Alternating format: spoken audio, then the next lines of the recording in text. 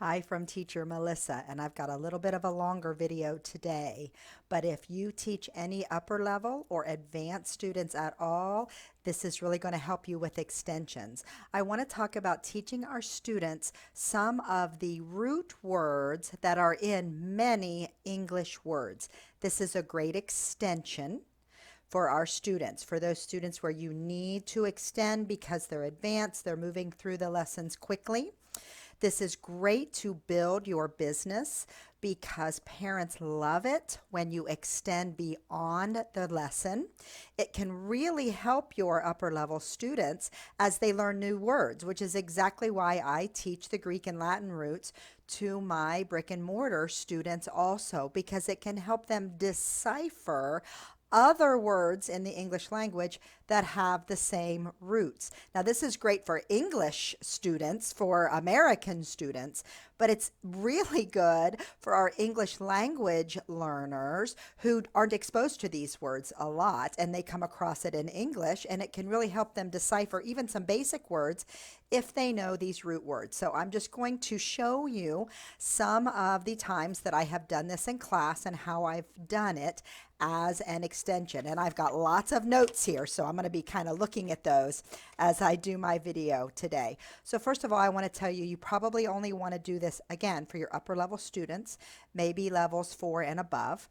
But I do have a couple level 3 students that are very advanced. Parents don't want to move them on because they're younger, but it is really good to teach them these Greek and Latin root words even in the younger levels. So just be cautious with this.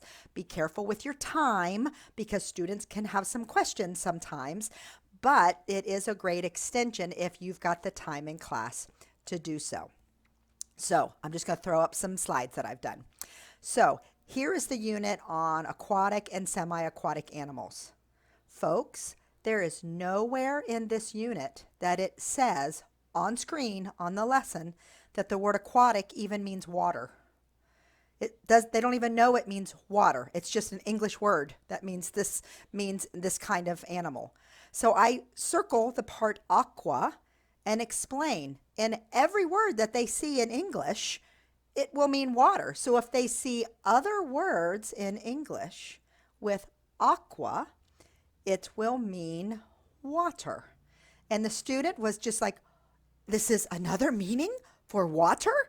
Yes, it's just another word that means water. So he was very surprised and really enjoyed learning that it means water. So I also did the semi there, and I just told him it means part. Now, I will say I have not explained to this particular student that these are words in the English language that originally come from Greek or Latin. I'm going to save that for a level 6, level 7, level 8 if they're interested in that.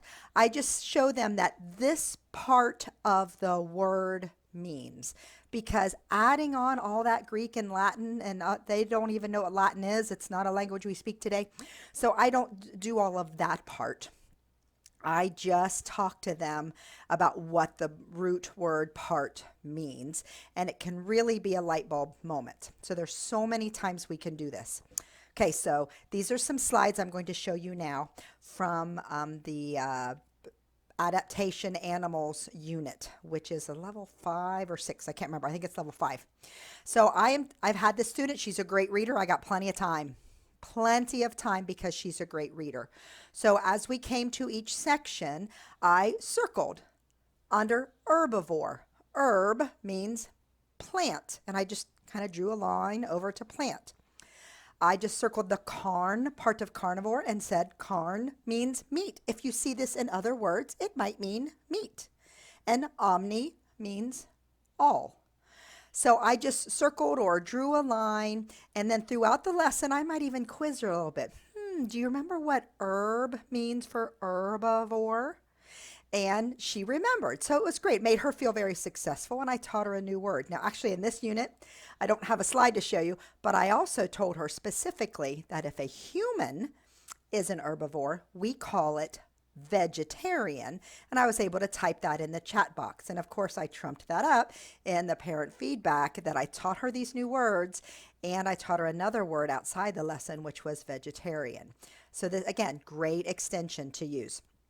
Now, in any of the math units that have shapes, oh, go with it. Tri means 3, triangle, tricycle. Bi means 2, bicycle. So you can go all different ways with this to really extend and give your student the chance to learn these words. Quad means 4. QAR means 4 also, like in square. Pent means 5, hex means 6, oct means 8. So if you get to the higher unit and they're learning octagon, you can also pull out your little octopus or talk about an octopus having 8 legs, and that's why it's an octopus, because it has 8 legs. Go as far or as little as you want with this. In the grammar lessons, you can do this also. For instance, the word homophone. You see here, I showed that homo or homo means same, and phone means sound. And then I can hold up my phone. Oh, look, it's sound, phone. Actually, this is telephone. Tele means distant. Phone means sound. Oh, sound from a far distance. Do you see? Little light bulb comes on. It's interesting to them. And then I can go with telescope or telegraph or whatever. Lots of ways that you can show that these root parts will show up in other words, and it will help them figure out the meaning of those. So run with this. Anywhere you see one, I wouldn't do all of these all in one lesson, but I would just pick a few and do those. Now, you can even do this as a reward. Now, you know that I mostly do a big star, just a shiny star, but occasionally I'll do a reward. But I know lots of you like to do things like these extensions for rewards also. So you can also do like the days of the week just as a reward. Today I'm going to teach you the root, the small part of the days of the week. And you can even talk about, okay, the sun was the day that honored the sun, Sunday. Monday was moon. You can go on, look these up if you don't know what they are, or maybe you already know. Thursday was the god Thor. Okay, so you can look these up if you like, and this would be kind of be a cute reward to teach them this. You can do it with the months of the year as a reward. Some of the months of the year correlate to the number in ancient times, like December, DEC, means 10. So that's why we call it a decade. It means 10. December's not the 10th month now, but it used to be in ancient times. Now remember, I'm not talking to level 2 students here. I'm talking to my upper level students, and they get it. They understand ancient times. Time was told differently. This would be a great one to talk about in that level, in the lessons where you're talking about the progression of telling time. There's some different ones in there about how technology has progressed and clocks. So you could talk about telling time. Some of the months of the year, like September, SEPT means 7. Some of them are named after other gods and goddesses, or Roman emperors or Roman leaders. So if you want to go that route with it as an extension, as a reward, it can be really fun for your students who enjoy learning languages.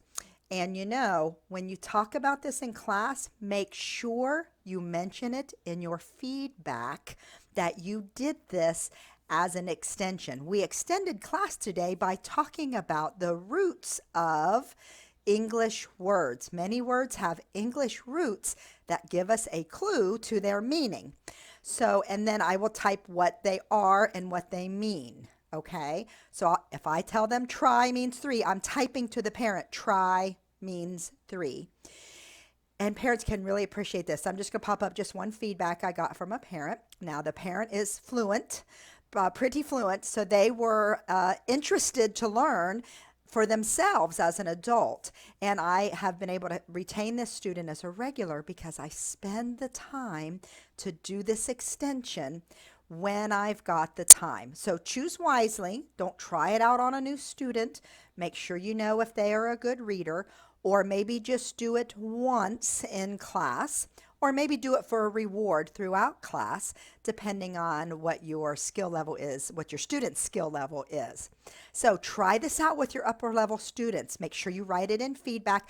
I also write it in the feedback to the learning partner because they are the ones who are referring new students to me.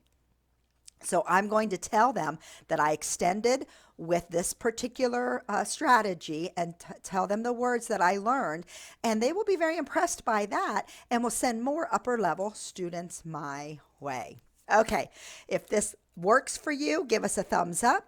Consider subscribing so you're always notified when I post a new tip video.